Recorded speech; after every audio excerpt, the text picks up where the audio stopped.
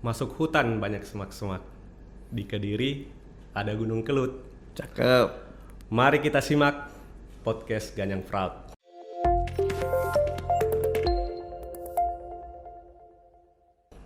Assalamualaikum warahmatullahi wabarakatuh. Waalaikumsalam warahmatullahi wabarakatuh. Salam sejahtera bagi kita semua. Om Swastiastu, Namo Buddhaya, salam kebajikan. Halo insan Pegadaian dimanapun berada. Selamat datang di podcast Ganyang Fraud Kanwil 6 Makassar. Program ini diinisiasi oleh Divisi Manajemen Risiko Kantor Pusat dan diproduksi oleh para milenial Kanwil 6 Makassar. Pada episode podcast kali ini, kita akan mengangkat tema Open Door, yaitu mengundang seluruh stakeholder, baik eksternal maupun internal, untuk bersama-sama melawan fraud di perusahaan tercinta kita ini. Baiklah, pada episode kali ini kita telah kedatangan tamu, narasumber yang sangat istimewa. Siapa lagi kalau bukan Bapak Abdul Wadud Asegaf, selaku Deputi Operasional Kantor Wilayah 6 Makassar. Selamat siang Pak. Selamat siang. Terima kasih Pak atas kedatangannya. Di sela-sela kesibukannya masih sempat hadir di podcast kita Pak. Ya, terima kasih. Saya juga terima kasih sudah diundang pada kesempatan kali ini. Iya Pak. Jadi kehadiran Bapak di sini merupakan suatu kehormatan bagi kami Pak. Nah, Bapak Abdul Wadud Asegaf ini, beliau dikenal sebagai sosok yang humble dan dekat dengan karyawan. Mungkin masih ada teman-teman yang masih penasaran bagaimana sih perjalanan karir Bapak Abdul Wadud Asegaf ini, mulai dari masuk Pegadaian jadi pegawai sampai saat ini menduduki posisi penting di kantor wilayah 6 Makassar. Bisa cerita sedikit Pak pengalamannya menjadi pegawai di kantor wilayah 6 Makassar ini Pak? Bagaimana perjalanan singkat karirnya Pak? Silakan Pak. Ya, makasih. Bismillahirrahmanirrahim. Assalamualaikum warahmatullahi wabarakatuh. Waalaikumsalam warahmatullahi. Kalau berbincang-bincang atau bercerita tentang perjalanan karir saya itu awalnya masuk di Pegadaian ini tahun 91. Ya. 91 berarti 91. Sudah berapa tahun Pak? Ini sudah lebih 30 tahun ya. Sudah 30 tahun. 36 tahun ya. Ya. Waktu itu di Makassar juga, penerimaan di Makassar. Makassar Pak. Jadi saya mengawali karir saya ketika itu di Tenggarong sebagai penaksir ya, sebagai penaksir di Tenggarong, Kutai Kartanegara. Oh. Ya. Nah, kemudian di tahun 95 saya dipercaya sebagai pemimpin cabang di cabang Bontang. Masih di Kalimantan Timur. Kemudian dari Bontang saya kembali dimutasi sebagai pemimpin cabang di Rapak, Balikpapan. Dari Balikpapan kemudian saya dimutasi lagi ke Barabai, Kalimantan Selatan. Dari Kalimantan Selatan itu saya pindah lagi, saya pernah ditugaskan juga di Kalimantan Tengah, Sampit ya. Kemudian pernah juga di Banjarmasin, Kalimantan Selatan, dan terakhir di 2021 saya masuk ke Kanwil Balikpapan waktu itu sebagai Asmen Humas. Waktu itu masih namanya Asmen Humas, sekarang kan Kabak Humas. Dan sempat juga saya dipercaya sebagai Asmen Gaji dan Kesejahteraan di Kanwil Balikpapan ketika itu. Nah, tahun 2003 saya balik ke Makassar, pindah ke Makassar, dan saya sempat jadi pinca di Talasalapang, kemudian kemudian pindah ke Kanwil lagi sampai 2010. Sampai 2010 di Kanwil di bagian keuangan dan bagian operasional. Tahun 2010 saya dipromosi ke kantor pusat di Jakarta sebagai dulu masih manajer namanya, manajer Litbang ya, di divisi Litbang kantor pusat. Nah, di kantor pusat kurang lebih 3 tahun, 2013 saya balik lagi ke Makassar. Masuk Kanwil lagi menjadi manajer bisnis. Waktu itu masih ada manajer bisnis. Tidak lama manajer bisnis dihapuskan, saya pindah ke Pangkep. Jadi Pincamadya Pangkep. Kurang lebih 1,5 tahun pindah ke Takalar, jadi Pincamadya Takalar. Dan di 2017 saya dipromosi menjadi deputi bisnis di Sorong, Kanwil Manado. Kurang lebih 1,5 tahun dimutasi lagi menjadi deputi bisnis di Manado. Dan alhamdulillah di 2020 kemarin balik lagi ke Makassar. Dipercaya sebagai deputi operasional di Kanwil 6 Makassar ini sampai hari ini. Amazing Pak. Jadi kalau saya dengar perjalanan karirnya Pak Wadud ini sudah di 4 pulau Pak ya? Iya. Dimulai dari Kalimantan. Kemudian ke Sulawesi, Jawa, Jakarta, kemudian ke Papua Pak ya? Papua, iya. Kembali ke sini. Papua. Sangat menarik perjalanan karir Pak Wadud. Nah, masuk ke materi nih Pak. Iya. Salah satu dari karakteristik fraud adalah terjadinya transaksi yang tidak jelas atau terjadi di daerah tanda kutip gelap. Oleh karena itu perlunya keterbukaan atau transparansi dalam setiap aktivitas yang kita lakukan di kantor. Bagaimana Bapak melihat kondisi keterbukaan yang ada di Pegadaian, khususnya di Kanwil Makassar? Oh iya, saya setuju ya kalau dikatakan bahwa fraud itu memang terjadi di ruang yang gelap, karena itu memang biasanya dilakukan secara sembunyi-sembunyi ya, karena fraud itu kan adalah sesuatu yang salah, ya kan?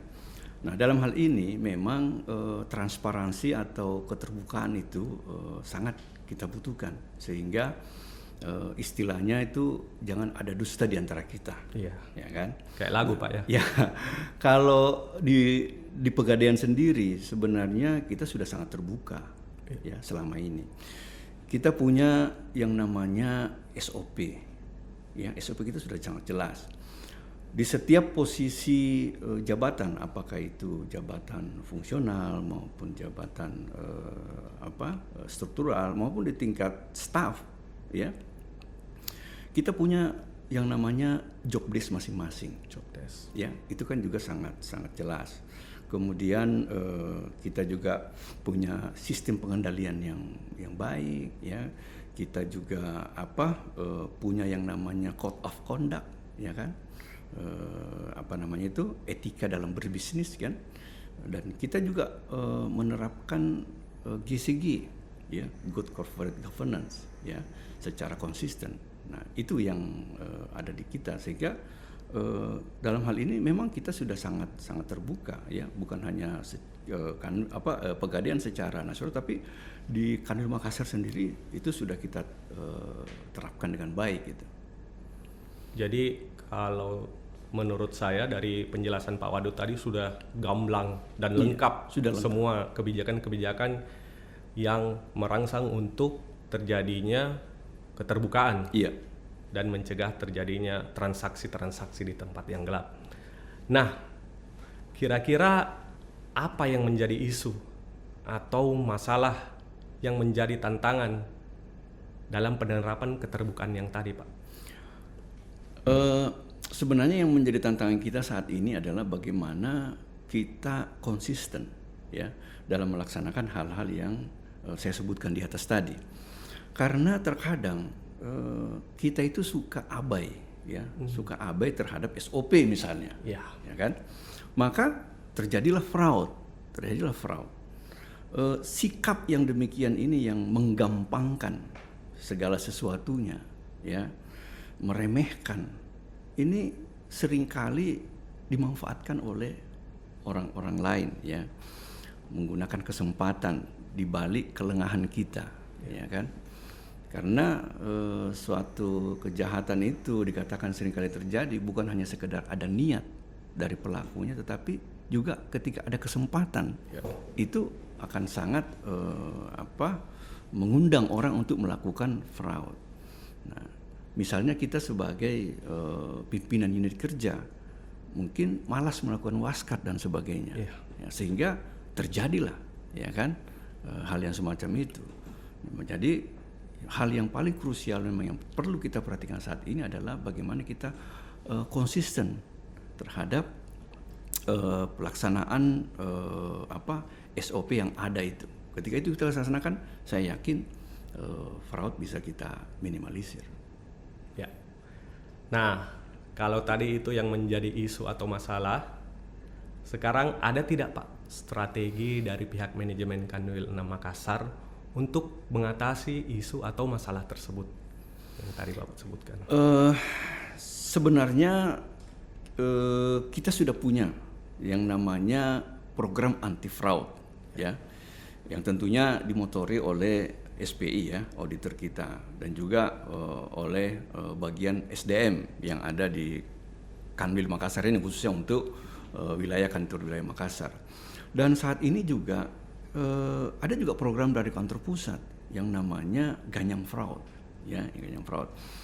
Nah, intinya kami selama ini tidak pernah bosan-bosannya untuk mengingatkan kepada teman-teman di lapangan untuk selalu taat kepada SOP, ya, SOP dan ketentuan-ketentuan lain yang ada. Dan jika ternyata tetap mereka melakukan fraud, kami tidak segan-segan untuk mengambil tindakan yang tegas terhadap pelaku. Hal ini perlu agar tidak menjadi presiden buruk kemudian hari, dan ini juga bisa menimbulkan efek jera bagi yang lain sehingga tidak akan mencoba-coba untuk melakukan fraud. Jadi di samping itu kita juga secara rutin melakukan audit, ya, baik secara internal maupun secara eksternal. Iya Pak. Nah, salah satu kebijakan dari pihak manajemen adalah seleksi penerimaan pegawai Pak di perusahaan yang kita cintai ini. Bagaimana gambaran kebijakan seleksi penerimaan awal di perusahaan ini untuk mendapatkan pegawai atau karyawan yang berkualitas sekaligus berintegritas? Ya, kalau mengenai seleksi penerimaan pegawai di Pegadaian, ya, termasuk juga di Kanwil Makassar ini, itu kita sudah lakukan secara terbuka, transparan, ya.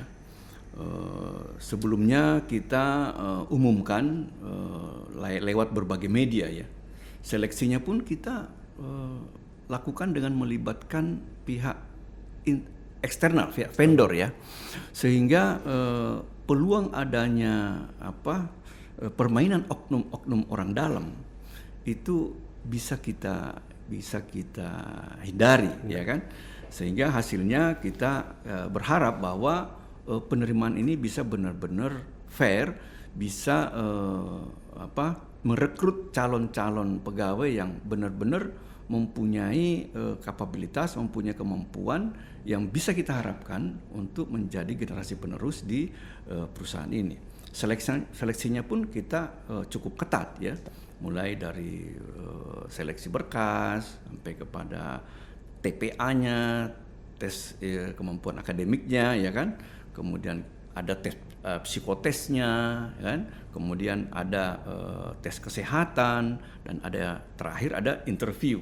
Nah, jadi dari seleksi-seleksi ini kita berharap kita bisa mendapatkan orang-orang yang berkualitas dan berintegritas. Ya. Jadi dari pemaparan Bapak tadi bisa dijadikan jaminan teman-teman sekalian bahwa kualitas dan integritas dari karyawan Pegadaian Kanwil 6 Makassar itu sudah teruji karena melalui seleksi atau saringan yang ketat. Ya, betul Pak, ya. Betul. Oke. Keterlibatan dari seluruh karyawan menjadi peran krusial dalam upaya pencegahan fraud, Pak. Maka dari itu diperlukan sistem nilai yang tertuang dalam budaya kerja perusahaan. Nah, budaya kerja inilah yang menjadi pedoman perilaku karyawan. Bagaimana Bapak melihat peran budaya kerja perusahaan dalam upaya pencegahan fraud? Ya, menurut saya budaya kerja kita itu memang sangat berpengaruh terhadap fraud ini. Ya, dengan implementasi budaya akhlak yang kita miliki saat ini, pastinya akan sangat mengurangi atau mampu mencegah seseorang untuk berbuat fraud. Contohnya, jika kita mengimplementasikan nilai-nilai amanah, yang ada salah satu kan akhlak itu kan diawali oleh amanah. Ya kan? Amanah, kompetensi, harmoni, loyal dan sebagainya. Di nilai amanah saja, ketika kita mengimplementasikan nilai-nilai amanah itu dalam kehidupan kita sehari, dalam lingkungan kerja kita, itu maka kita akan mampu memegang teguh kepercayaan yang diberikan oleh perusahaan ini. Kita tidak akan mungkin melakukan hal-hal yang negatif, ya. Tidak mungkin melakukan tindakan-tindakan penyelewengan ketika nilai amanah ini kita implementasikan dalam keseharian kita. Nah, makanya budaya ini bukan hanya sekedar simbol atau seremoni, tetapi harus benar-benar menjadi perilaku kita sehari-hari. Kalau ini sudah menjadi perilaku kita sehari-hari, insya Allah, ya kan, namanya kita sudah memegang amanah, ya, memegang teguh kepercayaan yang diberikan, pasti tidak akan melakukan hal yang macam-macam, ya kan? Itu. Jadi memang budaya ini sangat berpengaruh sekali terhadap pencegahan fraud ini. Jadi budayanya harus tertanam, Pak. Iya, tertanam dan mampu diimplementasikan dalam perilaku sehari-hari. Siap. Ya. Lanjut Pak, masih mengenai masalah pengelolaan sumber daya manusia. Iya. Bagaimana kebijakan mutasi dan promosi yang telah dijalankan oleh perusahaan dalam mencegah terjadinya fraud, Pak? Mengingat ini juga erat kaitannya dengan reward and punishment. Iya. Memang kalau kita berbicara soal mutasi, ya, ini memang kadang-kadang isu yang paling rame gitu, ya, ketika seksi, Pak, ya? Paling seksi gitu, dan banyak ini orang mau tahu gitu. Memang, ya, salah satu upaya kita untuk mencegah terjadinya fraud itu adalah dengan melakukan mutasi atau promosi, ya. Karena jika seseorang itu terlalu lama di dalam satu posisi tertentu, itu juga cukup rawan terjadi fraud, ya. Jadi untuk posisi tertentu itu di perusahaan kita itu memang rawan. Nah, karena itu maka mutasi itu sangat diperlukan, ya, sangat diperlukan. Jadi seperti yang saya katakan tadi, ya, untuk posisi-posisi tertentu yang rawan itu memang perputaran mutasinya lebih cepat, ya.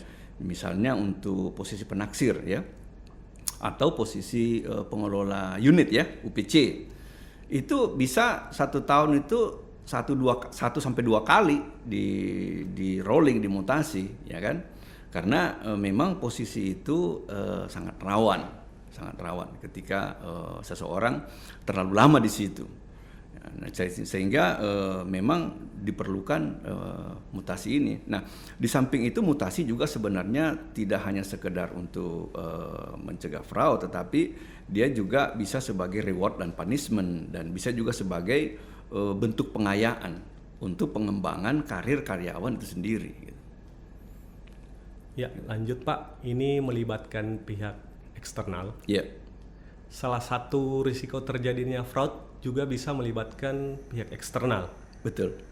Misalnya ada pengadaan barang atau jasa yang tidak sesuai prosedur dan bisa mengakibatkan kerugian pada perusahaan. Nah, bagaimana langkah dari perusahaan untuk mencegah terjadinya fraud yang melibatkan pihak eksternal? Ya, kalau kita berbicara dengan pengadaan barang dan jasa terkait dengan hal tersebut, memang hal ini melibatkan pihak eksternal, ya. kita dalam hal ini sangat ketat dalam hal ketentuan atau regulasi yang sudah diatur oleh pemerintah maupun oleh peraturan direksi itu sendiri. Kita kan tahu bahwa ada peraturan mengenai pengadaan barang dan jasa, ya kan? Peraturan pemerintah. Nah, kami di Pegadaian ini punya komitmen yang kuat dalam hal ini untuk tetap mengacu kepada ketentuan atau regulasi itu, ya. Dan ini juga menjadi objek pemeriksaan oleh tim SPI, baik dari internal kita maupun pihak-pihak eksternal, ya. Ini menjadi objek pemeriksaan, sehingga kita harapkan dengan ini maka semua kita lakukan sesuai dengan rule-nya, sesuai dengan track-nya. Nah, menyambung tadi apa yang Bapak katakan terkait good corporate governance. Selain adanya audit dari internal, juga dibutuhkan audit dari pihak eksternal. Bisa diceritakan sedikit, Pak? Siapa saja pihak-pihak eksternal itu yang melakukan audit? Kemudian frekuensinya, serta apa-apa saja yang dijadikan objek pemeriksaannya. Sebagai informasi bagi para pemirsa bahwa Pegadaian menjunjung tinggi nilai-nilai GCG. Silakan, Pak. Ya, seperti yang saya kemukakan tadi bahwa kita diperiksa juga oleh pihak eksternal selain dari pihak internal kita. Dalam hal ini kita diperiksa juga oleh OJK, ya. Kita diperiksa oleh OJK, kita diperiksa oleh BPK, kita diperiksa oleh KPK, dan juga kita diperiksa dari akuntan publik. Nah, itu memang secara berkala dilakukan, dan itu paling tidak setahun sekali itu mereka memeriksa kita. Dan dan yang menjadi objek dari pemeriksaan itu adalah masalah keuangan, ya, masalah operasional, masalah logistik, ya kan, dan bagaimana kita mengelola sumber daya manusia. Mungkin yang terakhir, Pak, sebagai closing statement, ada pesan-pesan dari Bapak untuk insan Pegadaian di Kanwil 6 Makassar, Pak. Silakan, Pak. Nah, baik, terima kasih. Pada kesempatan yang baik ini, saya ingin mengajak kita semua untuk konsen terhadap pencegahan tindak fraud ini. Karena hal ini sangat berdampak merugikan bagi kita, ya, bagi keluarga kita, bagi teman-teman kita, dan bagi perusahaan kita. Di samping merugikan, juga tentunya dia akan berpengaruh terhadap karir kita, ya, berpengaruh terhadap kinerja outlet kita, dan juga sangat berpengaruh terhadap nama baik atau citra perusahaan kita di mata para stakeholder. Nah, untuk itu pada kesempatan yang baik ini, mari saya ajak kita semua, mari kita bersama-sama menjaga diri kita, menjaga teman kita, dan menjaga perusahaan yang sama-sama kita cintai. Terima kasih, Pak. Pemirsa sekalian, demikian tadi bincang-bincang kita dengan Bapak Abdul Wadud Assegaf selaku Deputi Operasional Kantor Wilayah 6 Makassar. Cukup singkat, namun sangat berbobot dan inspiratif. Semoga semangat ganyang fraud yang telah dicanangkan oleh kantor pusat dan kantor wilayah bisa menular ke seluruh insan Pegadaian dimanapun berada. Sebagai informasi, podcast Ganyang Fraud ini rencananya akan dilaksanakan tiap bulan dengan mendatangkan narasumber yang berbeda dengan tema yang berbeda pula. Saran dan masukan senantiasa kami terima sebagai bahan perbaikan di masa yang akan datang.